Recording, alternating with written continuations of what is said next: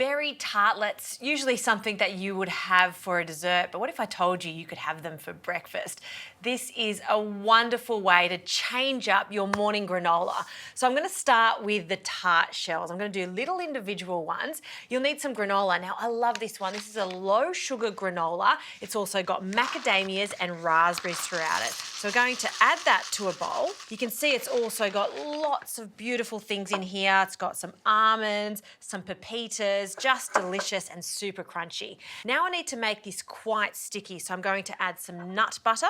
You could use any nut butter of your choice. A generous amount of that into the bowl. I'm also going to add 1 banana, and this also is going to act like the glue to bind it all together. So just break the banana up, and with a spoon I'm going to mash everything up until this becomes really sticky and pliable.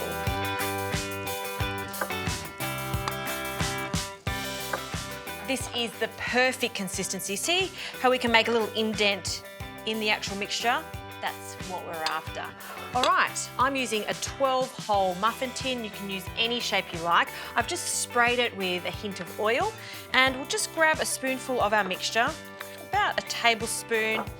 We'll add that to our tin and just spread it all the way up the sides. And now we want this to resemble a nest, so the best way to form that is just use a rolling pin and press down on it, making it quite hollow. And that way we can actually fill that with all our yummy fillings. All right, I'm gonna make a few more of these and then they go into the oven. I've preheated the oven to 180.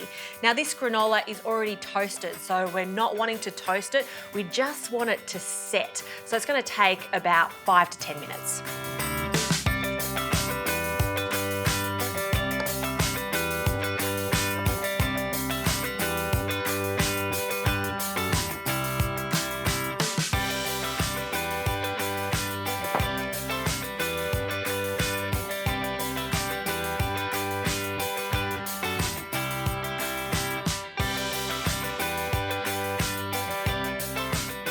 I'm so happy with the way these have turned out. Gorgeous little tart shells. They've held their shape nicely. I have cooled them down, and now to fill them, I'm going to keep with the vegan theme. This is just some coconut yogurt.